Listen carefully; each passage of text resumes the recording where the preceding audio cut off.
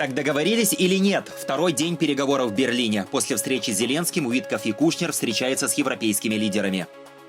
Россия против любых компромиссов. Кремль опять заявляет, что требует Донбасс и против Украины в НАТО. А что по другим вопросам? ЕС ввел новые санкции против России. Теперь накажут даже за косвенную помощь в продаже российской нефти. Литва требует новых санкций против Беларуси и не верит обещаниям Лукашенко Трампу. Новый президент Чили, поклонник Пиночета и наследник беглого нацистского лейтенанта. Знаменитый режиссер Роб Райнер и его жена найдены мертвыми в собственном доме. Полиция подозревает убийство. Здравствуйте! На нашем канале события, которые делают наш мир другим. Подписывайтесь. Это «Один день». С вами я, Андрей Данилевич.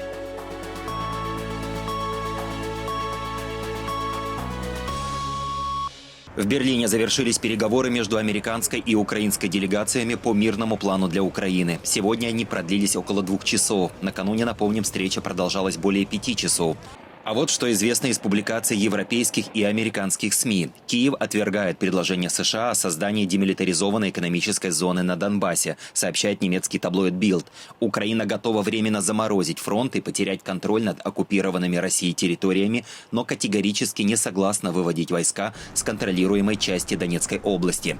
По плану США Украина отводит войска с 5600 квадратных километров, а зона становится демилитаризованной без российских войск. Москва поддержала это, но предложила заменить армию Росгвардией. В ответ Киев предложил взаимный отвод войск на равное расстояние, чтобы сохранить позиции и не допустить капитуляции армии. Вчерашние переговоры Зеленского с Уитковым и Кушнером в Берлине были самым подробным разговором о последовательности действий, которые мы когда-либо видели, пишет издание «Киев-Пост» со ссылкой на западных чиновников. Механизмы прекращения огня, гарантии безопасности и экономическая стабилизация – все в одной комнате. Это не была фотосессия, это были изнурительные 5-часовые переговоры, в ходе которых никто не делал вид, что компромиссы не будут иметь политических последствий, сказал источник. Зеленский выдвинул гарантии безопасности в качестве предварительного условия для любой окончательной сделки, но США предложили многоэтапный подход с согласованием гарантий в течение определенного времени. Киев относится к этому с осторожностью. Президент Украины отверг односторонний вывод войск из Донбасса, но заявил о готовности отказаться от немедленных стремлений Украины в НАТО. Однако украинские чиновники подчеркивают, что это не означает формальный отказ от НАТО, а скорее то, что НАТО не будет выступать в качестве гарантии безопасности в рамках этого конкретного мирного плана. Различие, которое Зеленский назвал связью, а не уступкой. Это тот узкий мост, по которому все пытаются перейти. Украина хочет определенности, США хотят свободы действий, а Россия хочет иметь право вето в отношении обоих вопросов, заявил западный чиновник. Спецпредставитель президента США Стив Уитков и зять Дональда Трампа Джаред Кушнер 15 декабря присоединятся к Совету ЕС по иностранным делам в Брюсселе по видеосвязи. По словам заместителя главы МИД Польши Марчина Басацкого, это подчеркивает, что американские представители, ответственные за мирные переговоры по Украине, включают Европу в процесс и учитывают мнение европейских стран. Американские переговорщики также примут участие в Берлине в очной встрече с лидерами ЕС. По информации Офиса президента Украины, встреча лидеров ЕС в Берлине начнется в 19 часов по центральноевропейскому времени. Европейские и американские переговорщики продолжат обсуждение мирного плана по Украине, координируя позиции сторон и обсуждая ключевые вопросы безопасности, территориального контроля и дипломатических гарантий. Президент Украины Владимир Зеленский в понедельник встретился в Берлине с президентом Финляндии Александром Стуббом накануне второго дня мирных консультаций со Стивом Уитковым и Джаредом Кушнером. Стубб, который активно участвует в переговорах, накануне выразил сдержанный оптимизм относительно их перспектив. Американская делегация в Берлине призывает Украину согласиться на отказ от контроля над Донбассом, сообщает агентство «Франс Пресс». Ранее немецкая Bild писала, что для президента Зеленского этот вопрос остается красной линией. В Кремле, в свою очередь, заявили, что без отказа Украины от курса на вступление в НАТО мирных соглашений не будет. Нейтральный статус страны рассматривается Москвой как одно из ключевых условий. Естественно, этот вопрос один из краеугольных, и, конечно же, он подлежит особому обсуждению на фоне остальных. Но в этом как раз и заключается переговорный процесс, который я еще раз хотел бы отметить. Мы не хотим вести в мегафонном формате. Она ведется между переговорщиками США, европейцами и украинцами. Вот уже после того, как они завершат свою часть работы, мы будем ожидать, что от наших американских собеседников мы получим то видение, которое вот сегодня обсуждается в Берлине. Министры иностранных дел стран-членов Европейского Союза приняли санкции против лиц, способствующих передвижению и деятельности танкеров российского теневого флота. Санкции направлены на 9 так называемых пособников теневого флота, бизнесменов, связанных с российскими нефтяными компаниями «Роснефть» и «Лукойл», а также с судоходными компаниями, владеющими и управляющими танкерами. Кроме того, под меры подпадают 14 физических и юридических лиц в рамках санкционной программы ЕС против гибридных угроз.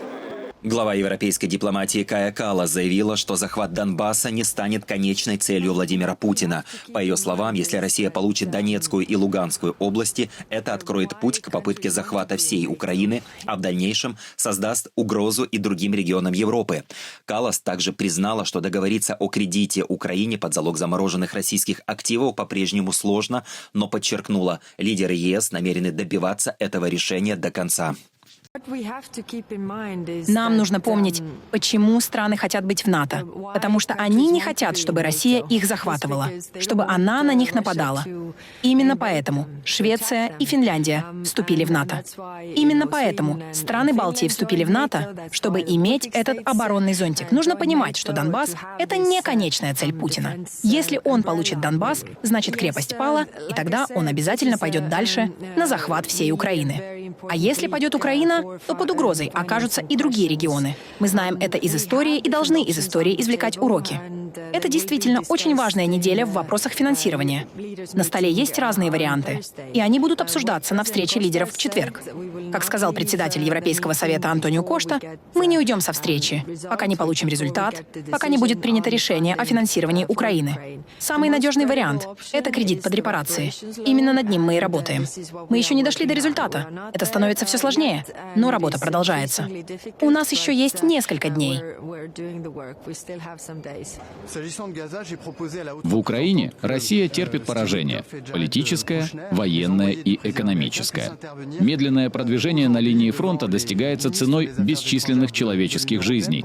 И именно на этом фоне сегодня в Берлине продолжаются обсуждения между украинцами, европейцами и американцами. В этом же контексте европейцы решили взять свою судьбу в собственные руки, приняв очень значимые решения, начиная с принятого в пятницу решения лишить Россию ее активов в Европе на столько времени, сколько потребуется, до тех пор, пока Россия Владимира Путина не прекратит свою агрессивную войну и не выплатит репарации Украине.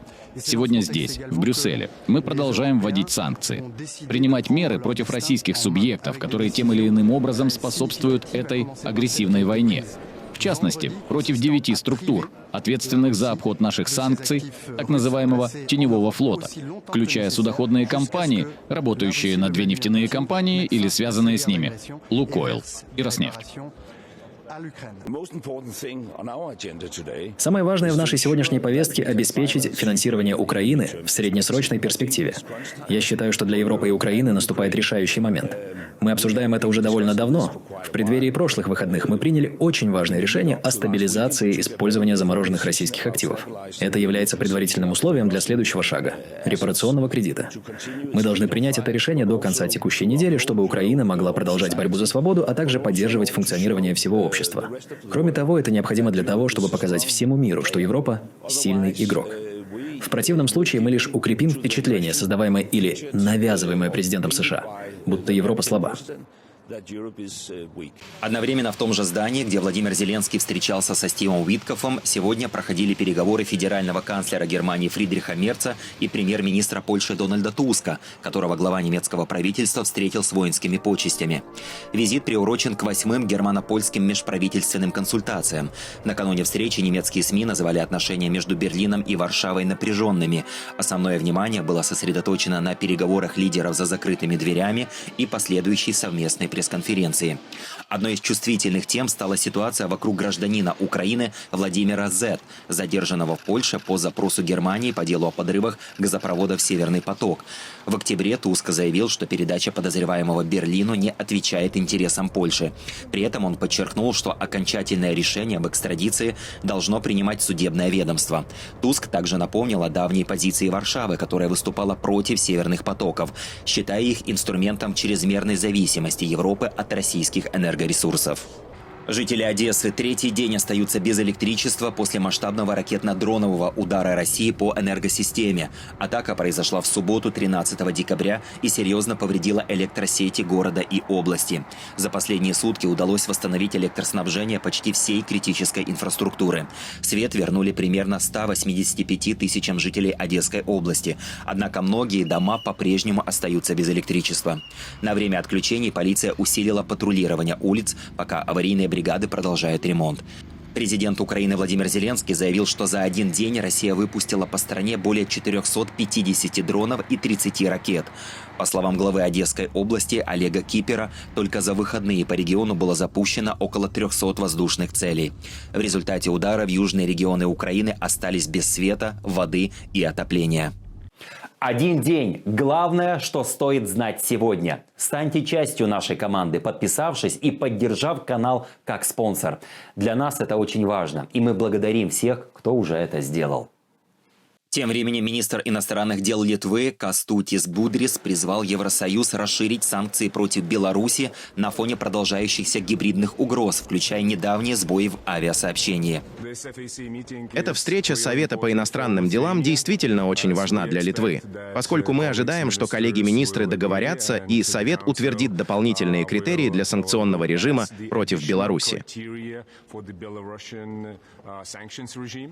Мы добавляем еще 3 пункта к действующему режиму санкций, связанные с гибридной деятельностью против Европейского Союза. Я действительно рассчитываю на расширение санкционного режима в отношении Беларуси, если эти гибридные действия против нас продолжатся. Политическое единство и быстрые решения – вот рецепт на будущее и способ предотвращения действий против ЕС, от которых мы уже пострадали. Только когда мы едины, диктаторы отступают. В Чехии официально приступило к работе новое правительство под руководством премьер-министра Андрея Бабиша. Кабинет популиста-миллиардера, вернувшегося к власти спустя 4 года в оппозиции, может ослабить поддержку Украины и усилить позиции правых популистов в Евросоюзе. В новую правительственную коалицию входит правопопулистское движение АНО, ультраправые «Свобода и прямая демократия» и партия «Автомобилисты за себя», ключевой задачей которой является противодействие климатической политике ЕС. Президент Чехии Петр Павел на церемонии инаугурации призвал новое правительство к ответственному управлению страной и напомнил о преимуществах членства в НАТО и Европейском Союзе. Очень динамичное развитие событий в мире и в Европе, безусловно, повлияет на Чешскую Республику. Это создаст большие требования к нашему правительству не только в части того, как функционирует Чехия в международном контексте, но и в отношении атмосферы внутри общества. Сейчас Рождество, и было бы хорошо, если бы, наконец, удалось достичь соглашения о прекращении огня в Украине.